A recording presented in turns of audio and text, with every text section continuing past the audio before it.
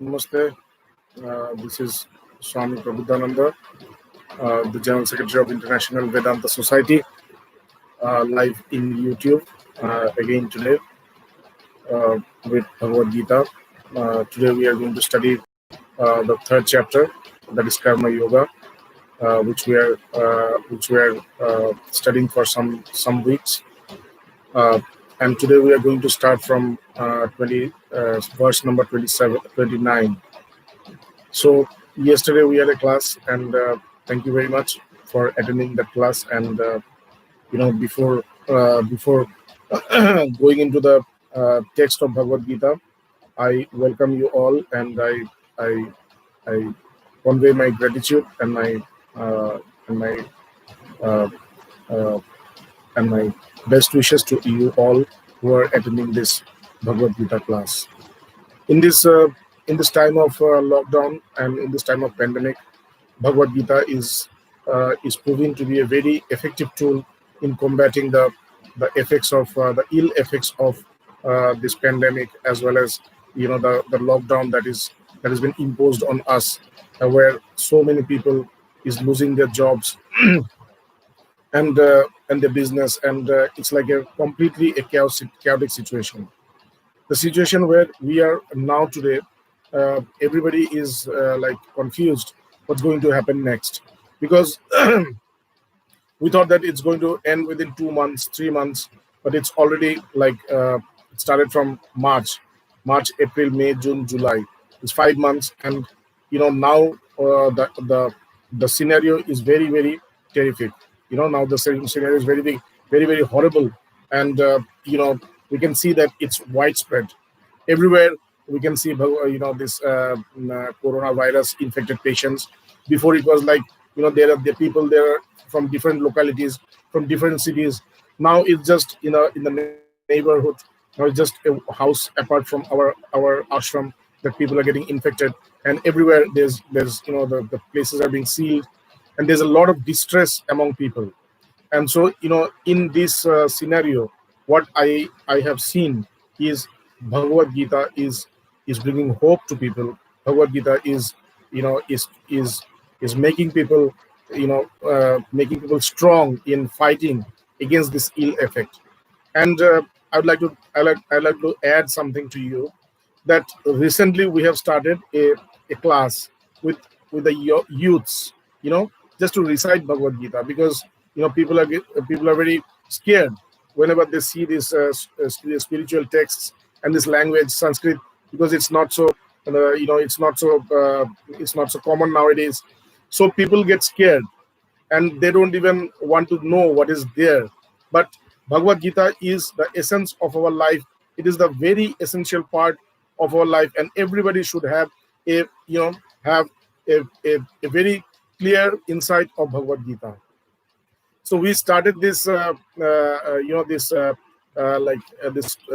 this class for training the youths in in pronunciating the verses of Bhagavad Gita in Sanskrit. And today we had completed the first chapter, that is the melancholy of Arjun Vishad Yoga. And I can see a huge change in the lifestyle of the youths. As you all know that it's a worldwide phenomenon, that youths are not only youths, everybody is so much like attached to their mobile phones. Everybody is completely absorbed in their mobile phones, and they don't have any they don't have any time for their family. They don't have any time for their friends, and in some cases they don't have time for even bathing, or taking a shower, or eating, or sleeping. It's becoming a very we talk about pandemic, we're talking about this coronavirus epidemic, but this is also an epidemic. This attachment with mobile phone, it's also an epidemic. And to my surprise and to my pleasure, what I see now is the youths who used to wake up at like 11 o'clock in the morning, and there are some which I have known, they used to wake up at like 3 o'clock in the afternoon, because all night they used to play this this PUBG or something. There's a game, PUBG or some game, and they used to play this online game with all their friends, and they didn't eat, they didn't sleep, and it was like horrible for their family, for their parents. But these boys and girls, they have started to wake up at 4 o'clock nowadays. They have started to sleep around like 10 o'clock or 11 o'clock, and they started to get up at 4 o'clock. And from 4 o'clock, they start, they call me.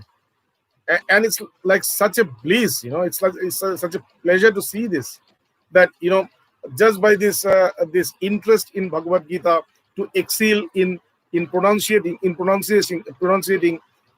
they have transformed themselves in such a way. So if we can understand this, everything that has been said in Bhagavad Gita, what kind of effect it might bring to our lives and to the lives of all our people, all our family members, our friends, and everybody. So I would like to request you all to, not only listen to this class, try to learn it, and, teach this, encourage people to take up this study of Bhagavad Gita. It's a very, very simple text. It's not complicated. It's not, at all difficult. Initially it seems to be difficult. Initially, because you have not seen this, you have not read it, you are not exposed to this from our childhood. So it seems to be a little bit difficult. But as you sustain it, as you keep reading, it becomes a bliss. And I can see, with this 15 odd boys and girls that I'm working with, I can see there's a huge change. And we can bring a very beautiful change in this world by making our youths getting interested in the spiritual texts, in the spiritual this text that is available to us. And by communicating this, that spirituality is the essence of life. It does not hinder in our material growth. It does not at any point work as an obstacle where you are not going to excel in your material world. You're not going to excel, you're not going to excel in your business, in your career, in your studies. Moreover, in the contrary, they will help you all the time. Bhagavad Gita helps you to excel in your studies, to excel in your job, excel in your house. Nowadays we see that many household women, who doesn't go out and work, they just stay in the house in India. They also come here and they also learn this Bhagavad Gita, and that has created a huge difference in the mental state of their in their mental state, and they have started to get peace, and everything is becoming like blissful for them. And most importantly, the thing that really gives me a lot of happiness is this, that with the practice of Bhagavad Gita, with just by listening to Bhagavad Gita, I have seen, and this is, it's a guarantee that people who were like compulsive drinkers, people who were alcoholic, compulsive drinkers, they have stopped drinking. This is something which I was watching, and I did not tell this to people because I wanted to make sure that this is what it is. Bhagavad Gita can bring this kind of transformation. We spend so much money, we spend so much energy in making people detoxify, making people coming out of their addiction.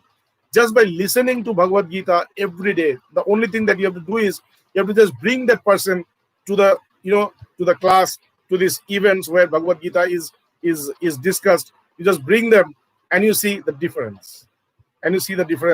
People stop drinking, people stop smoking, people stop playing games in their mobile phones all the time. They start to get interest in their family. They start to get interest in their work, in the study. So this is all about Bhagavad Gita, and I'm sure that we all will work together and make this world a better place. So I I appeal everybody of you to come forward and start teaching. Don't think that I am the only one, who is going to talk about this. Everybody of you are capable of understanding Bhagavad Gita and also teaching Bhagavad Gita. Start. When I started this, I did not know anything. It started when I was in Barcelona in 2013. And then Manel, my brother, Manel and his mother, Isa, they invited me to talk about Bhagavad Gita in their yoga studio. It was in 2013. Now 2012.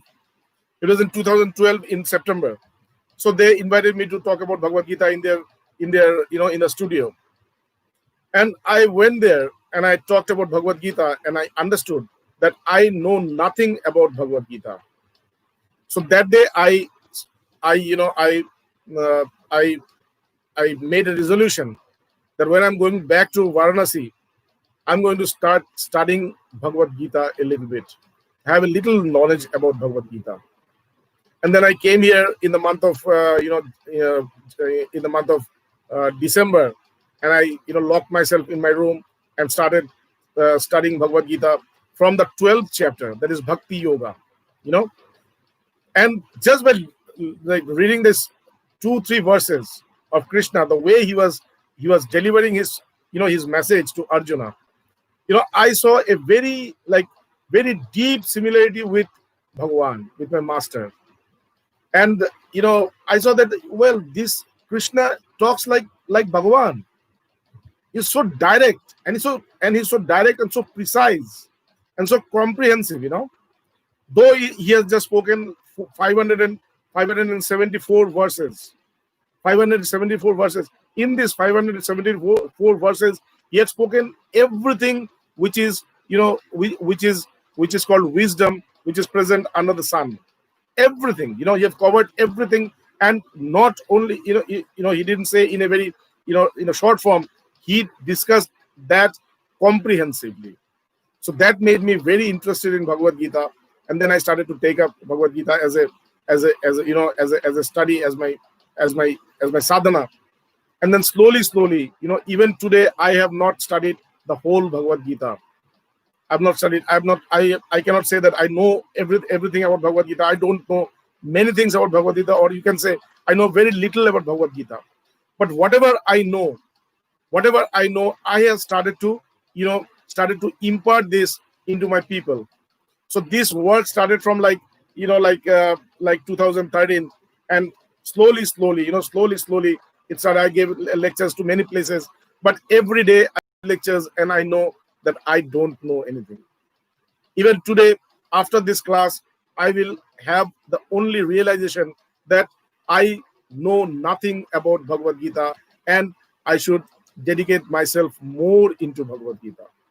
I should dedicate myself more into Bhagavad Gita, and I should practice more. I should dedicate more. And this is how it has been. So I would like to request you all to come up and take up Bhagavad Gita as your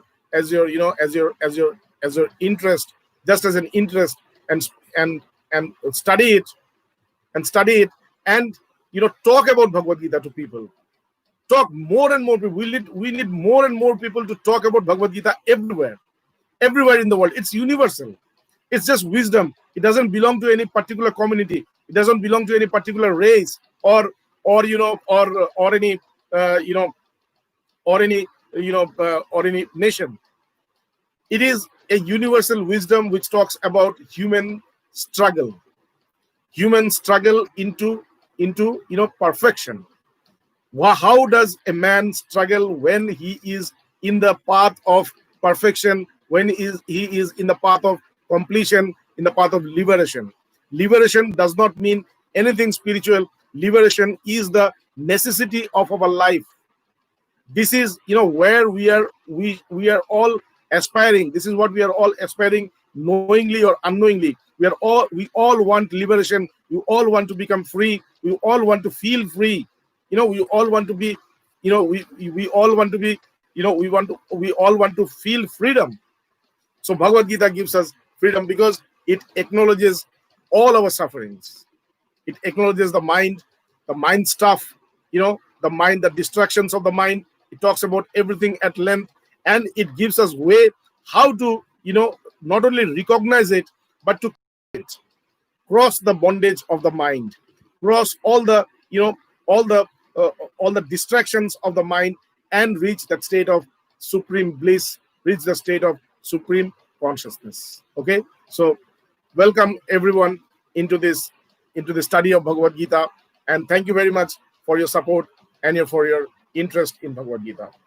So today we are going to study the third chapter, Karma Yoga. That is what we are doing for some time. So before we start our discourses, so let us pray to God, because this is very essential. Let us pray to God that he should make us understand this. He should make us realize this, this beautiful teachings, beautiful wisdom of Bhagavad Gita, and and our heart should understand it. Our heart should realize it. Okay. So with this prayer, let us start. So we were here yesterday that tatta vittu mahabaho guna karma vibhagasha guna guneshu vartante iti matva sasajjate iti matva na sajjate. So he says, a man who is an enlightened soul, a man who, it talks about the basics, the principles of karma. Karma yoga is all about the principles of karma, know about recognizing the principles of karma, and to exceed the karma, and to excel in the karma, so that this karma becomes a medium of worship.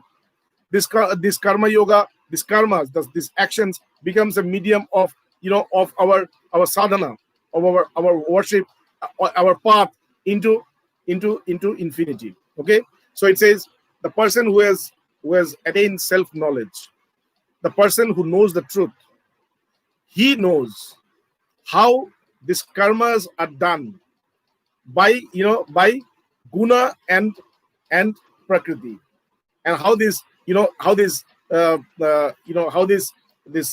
quality. Yeah, Somarup, I can if you have any question, you can ask, and we do take some question. I can answer you only as per my knowledge about Bhagavad Gita. I'm sure I welcome you. Please do put up this question here, so that I can answer you. I welcome you all. So a person who is an enlightened soul, he knows how this karma is happening. He knows that guna guneshu vartante. Everything that is happening is only because of the nature that is, what we had discussed yesterday: this body, the senses, and the attributes, the mind, the intellect, and the ego, and the attributes that we have. Only this nature and the qualities, they work within themselves, and that is how karma is produced. We are not at all involved here. Like, we are here, we are doing this karma. I'm talking to you, and you are listening. This is only this is only happening because of our nature and our quality. Our nature, my nature, and my quality is working. Is working together to bring up this discourse, and your nature and your quality is working so that you can receive this knowledge and then impart it in the world. So guna guneshu vartante iti matva na sajjate. A person who knows this, because yesterday we had already discussed that karma yoga is all about unattachment. You have to be very, very, you have to be very, very, particular about this, very, very careful about this, that while you are working, while you are undergoing a particular karma, you should not be attached to that.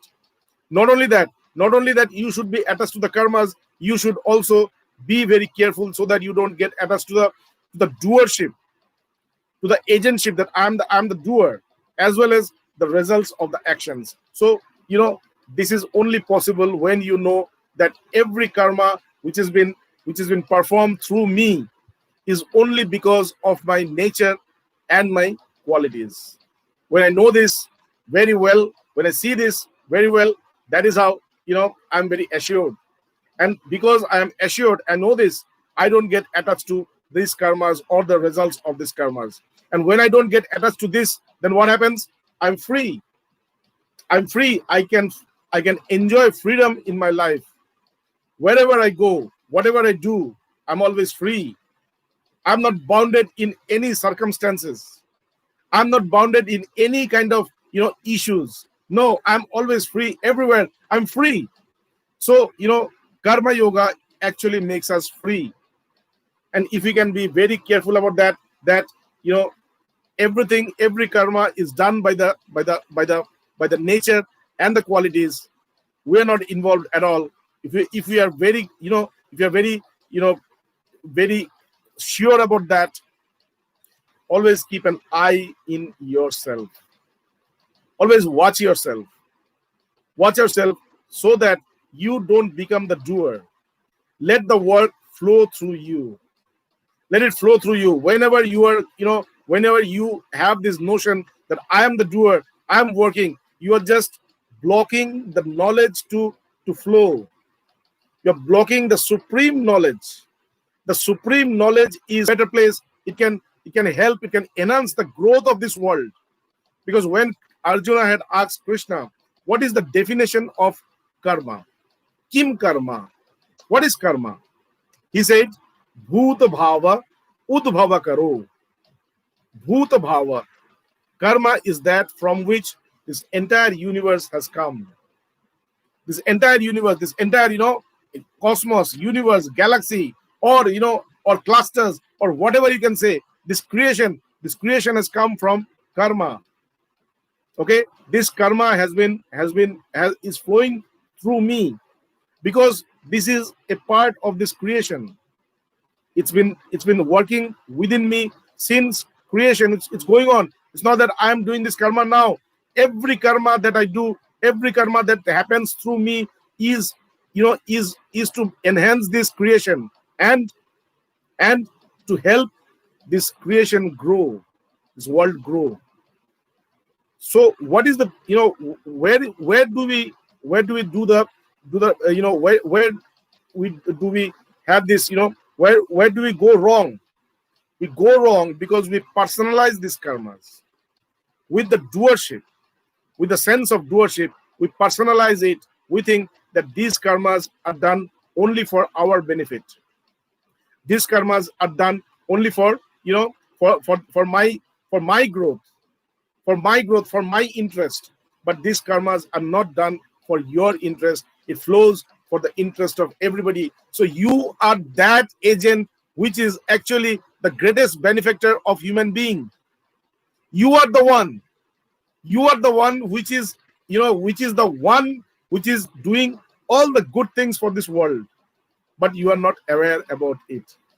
And because we are not aware about it, we misuse these karmas. We misuse these karmas. We make it ours. We condense it. We limit it. We limit it into our own domain, and that is how we get attached to them and we get bounded by them, and our life becomes horrible. But if we can just let the karmas flow through us, be happy.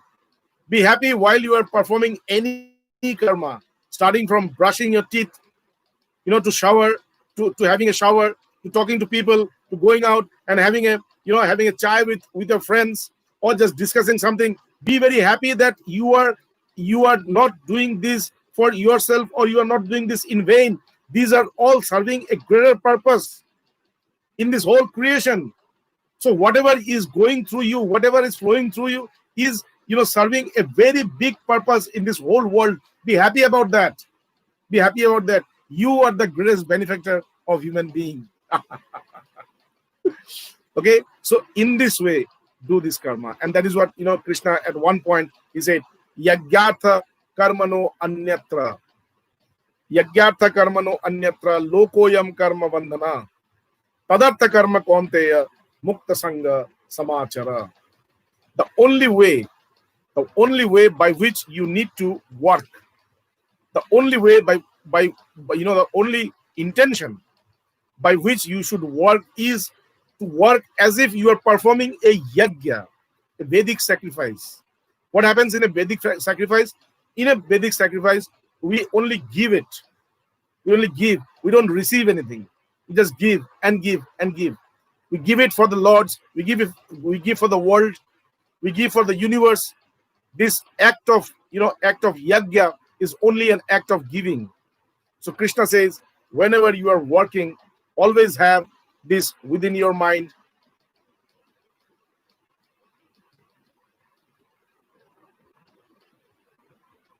Okay. So Krishna said, whatever you are doing, you should do it. You should do it as if you are doing a yajna, a Vedic sacrifice. And thus you will see that you are never attached to anything. You will never be attached to anything. You will feel free. Tadartha karma konteya mukta sangha samachara. Be very, very diligent while performing karma. Be very, very sincere, because it does not serve your purpose. So don't be dispassionate. Don't neglect the karmas. Do it with all your heart, all your mind, with full intention, with the best of your intention, and that is how you are going to feel freedom. So now we have a question from Somarup Saha. He says, what is the difference between doing whatever I am doing perfectly and being unattached to what I am doing? There is no. If you are working perfectly, then you will always remain unattached. And working perfectly is yoga. Working perfectly is yoga, because in the second chapter of Bhagavad Gita, Krishna said that yoga karmashu kaushalam. Yoga means the skill of performing action. So, if you see any other spiritual text, every spiritual text will discourage you to perform karma. All the spiritual text starts from here, that all the karmas has been done, and you are done with doing karma, and you are completely, exhausted. You're completely exhausted. You're done with karma, and now you are seeking respite from karma. And that is why you came to the master. And then the master tells you about knowledge. So this is how in every other spiritual text, starts. Okay. Even if you see, this Brahma Sutra, the Brahma Sutra starts with this: Athata Brahma Jigyasa. Athata Brahma Jigyasa means Atha Yata Brahma Jigyasa. Now the the inquiry, the self-inquiry has started. When did the self-inquiry start? The self-inquiry started after I have completed everything.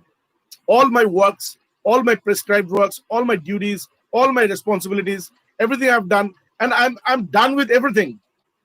When I'm done with everything and I don't want to do anything more, and I need some respite, I need some freedom from all this work, that is when I come to the Guru. And thus it says that Athata Brahma Jigyasa, you will only have this, this inquiry about yourself when you are done with your karma. But it is only the Bhagavad Gita which starts with karma. It says, no. You are never done with karma. Karma is an essential part of your life. You are not done with karma. You should know it very perfectly. You should know it very perfectly. It's not. Yeah. In the fourth chapter, Bhagavan Krishna says that this that one. This one. Tattva karma prabhakshami yajat gatva moksha seha shubhat. Kim karma kim akarmeti. What is karma and what is akarma? What is that which cannot be performed? What is karma? What is that which is performed, and what is that which cannot be performed? Kavayo atra mohitaha. Kavayo means the rishis, the enlightened souls. The enlightened souls, when they come to this world, in this realm of duality, the enlightened souls, when they come into this realm of duality, even those enlightened souls becomes confused. They become confused, what to do and what not to, how to approach and how not to approach, and how to attain that where I don't need to do any karma. They are completely confused about this. Kim karma, kim akarmeti, kavayo atra mohitaha, tatte karma prabhakshami, yajagatva moksha sheha shubhat. And then he says, and that is why I'm telling you about karma. That is why I'm telling you about karma, because only by knowing the details of karma, the science of karma, only by knowing the science of karma and applying it in your life. It's not that you will only just know it. You have to apply it in your life. Then only you will attain liberation. So here Krishna says that yoga karmashu kaushalam, that perfect work is called yoga. The skill of performing perfect work perfectly, the skill of performing our actions or our karmas perfectly is called yoga. So how to perform our actions perfectly? This is taught in karma yoga. Karma yoga says the only way by which you are going to perform your actions perfectly is when you become unattached to everything. It's not about how you perform karma. It's not about how best you do it. It's about whether you are unattached with the karma or not. If you're not unattached with your karma, then this karma, however good it is, however beneficial it is for others, is not going to be permanent. It's not going to be permanent. It will again bring, chains. It will again bring, bondage to you. It will again bring, this sufferings to you. But the only way by which, if you want to say that I want to do perfect karma, the only way to perform perfect karma is to be unattached. And that is what he says now. Incidentally, we are here where Krishna had already talked about unattachment. Now he says that if you cannot perform karmas by being unattached, if you cannot perform it, because it's very difficult, because you have to always remember this while performing actions. You have to always remember this, that that I have to perform my karmas being unattached. And while you are performing karma, you have to perform karma in such a way where you are completely unattached from the doer and from the results, which is very difficult. Most of the time, we unknowingly get involved there. And once the karma is done, then we remember, oh, I had to be unattached. I had to be, separate from these results. I had to be separate from the karma, which I could not do. So, this is very important for us, that if I can practice this unattachment, that is being perfect. Okay. So that is what Krishna says, that prakrite guna sammura sajjante guna karmashu tan krishna vido mandan krishna vinna vichalayet. So he says that if you are attached with the guna, if you are attached with the qualities, and if you are attached with the if you are attached with the karma, and if you are attached with the qualities, then you are in the state of in the state of bondage. You're in the state of bondage. You still remain as an unenlightened soul. You still remain from from enlightenment. You still remain from truth. You still remain very much away from truth. You still remain very much away from enlightenment if you are attached to them. Okay, so he says that this is how an unenlightened soul is. An unenlightened soul who does not know the truth, he always remains attached with the karma that he does and the results of the actions and the doership. Krishna says, though he is attached there, a person who has attained the highest knowledge should never discourage him to do karma. He should always encourage him. You should not say him. You should not tell him, don't do it, because it is creating bondage. Though it is creating bondage, he should always keep performing actions. And by performing actions diligently with full sincerity, with full honesty, with all the hard work, he will attain enlightenment. He will attain, he will have that path which will lead him beyond all karma. So he says, Tan Krishna Vido Mandan Krishna Vinna Vichalayet.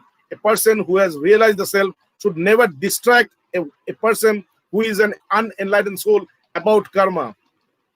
Means he should not discourage people to do karma. He should always encourage them. He should always encourage them. Perform karma. And how to perform karma? He says, Mai sarvani karmani sanyasyadhatma chetasa. How to perform karma? Mai sarvani karmani sanyasa adhatma chetasa. If you really want to have a spiritual awakening, while you are performing karmas, because you need to perform karma all the time. So how to attain spiritual awakening, how to attain self-knowledge, how to attain enlightenment while I am in this mundane world, while I am in this dual world. I cannot leave my job. I cannot leave my family. I cannot leave everything that I'm doing and go to a ashram and spend my life there just to pursue truth. I have to be with my family. I have responsibilities. I have duties. I have aspirations in my life. So I need to attain them. I need to, accomplish them. So how to do it? How to perform actions, being in a family, doing carrying out all the responsibilities, having an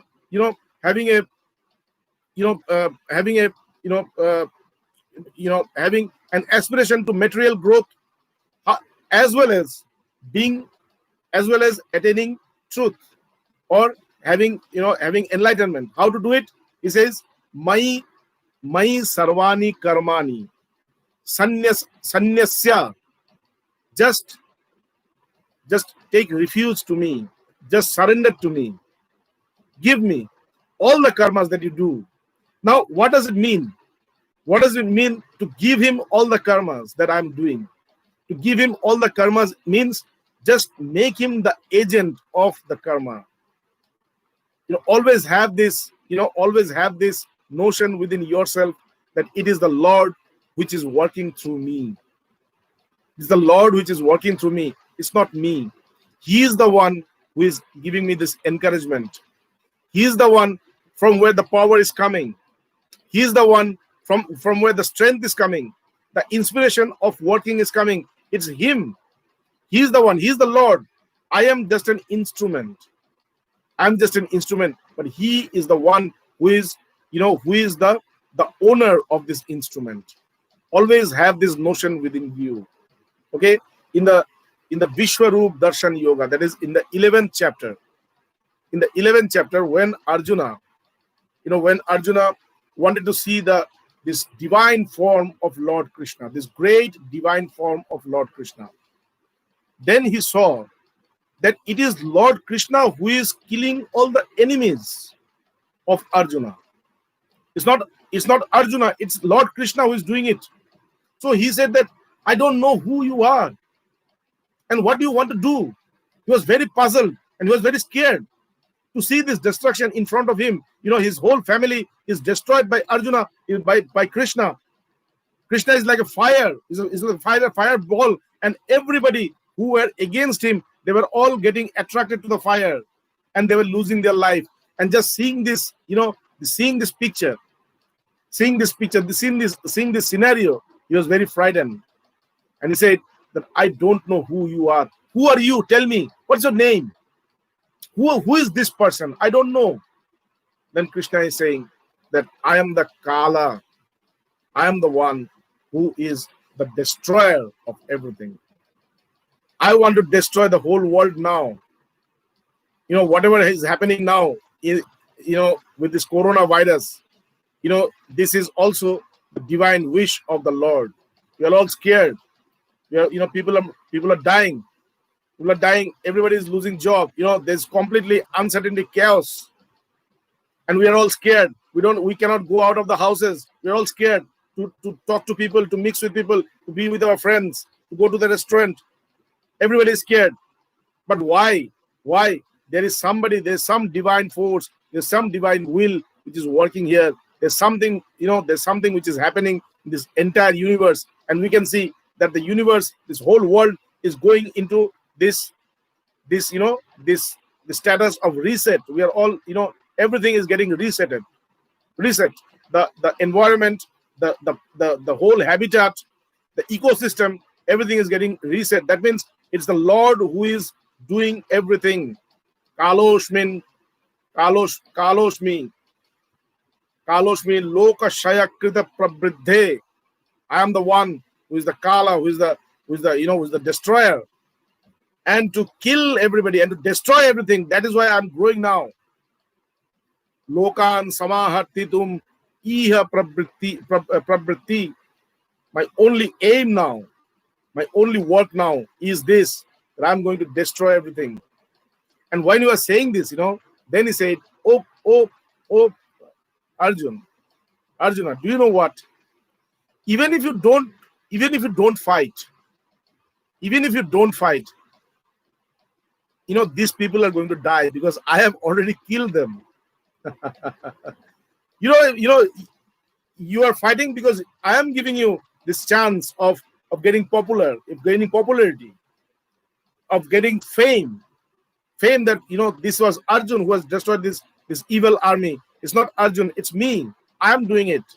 And I am giving you this, this chance of getting this fame, having this fame of being recognized as a person who has killed everybody. And then he says, Mame vete niyataha purva metad.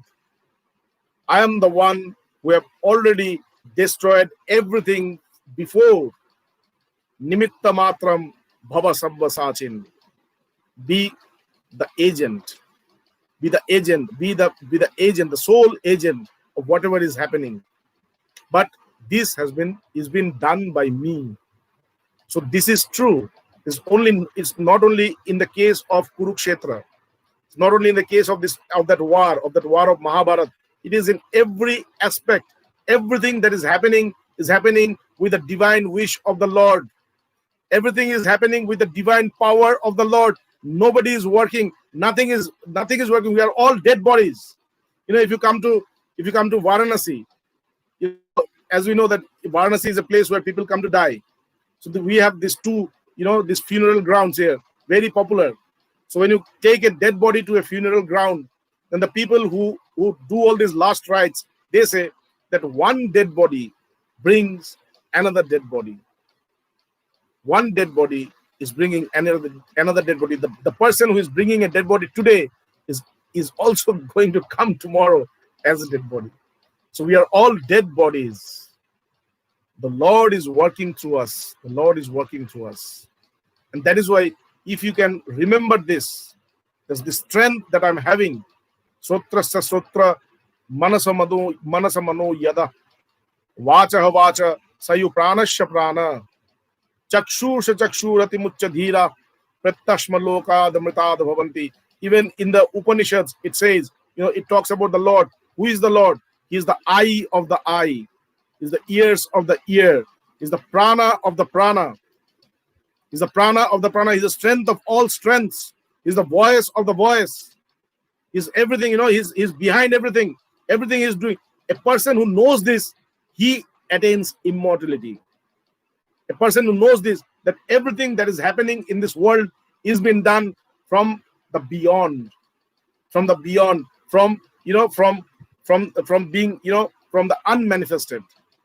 Whatever is manifested, whatever is getting manifested is being carried out from that part of unmanifestation. The beyond is doing everything. It's the mother who is behind everything.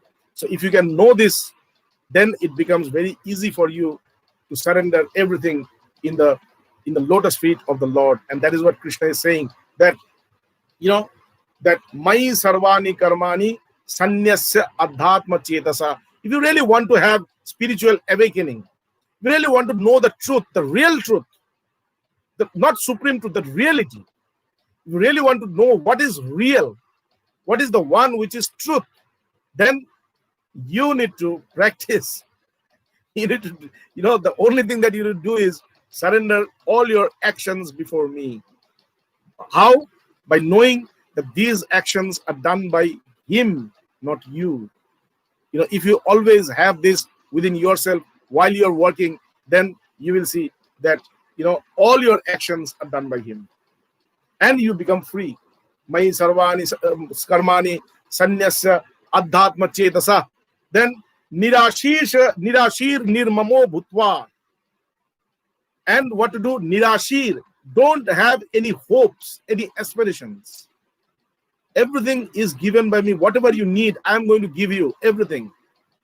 I'm going to give you everything. Everything what you need is going to come to you as per the rule of nature. You don't need to go and get it. You don't need to, work hard for it. Whatever you want, whatever you need for your life, for a peaceful life, for a blissful life, for a growth, for a permanent growth, everything is going to come to you. That is why don't have any special aspiration. Don't have any goal. Nirashir. Nirashir nirmamo bhutva. And nirmamo. Nirmamo means never have this notion of me and mine. Nothing is yours. Even this body is not yours. This body, which is so, dear to us, even this body is not ours. When the nature will take it back from you, you cannot even have a single extra breath.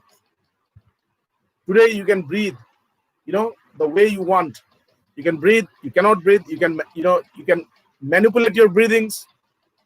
But when, whatever has been given to you has been exhausted, then you cannot breathe one extra breath you will not have. Okay, this also has been given to you. It also is not yours. So there is nothing which is yours in this world. So never consider anything as yours. Nirmamo. Be nirmamo. Know that everything is used, but they are not mine. Okay, nirashir nirmamo bhutva. Then yudasva bigata jara. And by being nirashir, by being completely hopeless, completely aspirationless, and by not having this me and mine within you, then you go to fight. After having this notion that nothing is mine here, and I do not have any goal, any personal achievements. After you have this within you very, very, very firmly engraved within your heart, then you fight. And then only bigata jara, and then only you will attain that state where you will go beyond all sufferings. So to go beyond all sufferings, you need to surrender everything to the Lord. You need to have no aspirations at all of this world, and you should always know that nothing belongs to you. Okay, so thank you very much. Today we are going to stop here. And again on Tuesday we're going to come with this Karma Yoga third chapter, and hope these classes are beneficial to you. Tomorrow means every day we are going to have this Bhagavad Gita class at 8:30, but only Tuesday, Saturday and Sunday. These three days are for English, and the rest, like Monday, Wednesday, Thursday, Friday, these 4 days are for Hindi and Bengali. So tomorrow also we are going to come at 8:30, but we are going to speak in Bengali or Hindi. Okay. Thank you very much. Thank you. God bless you all.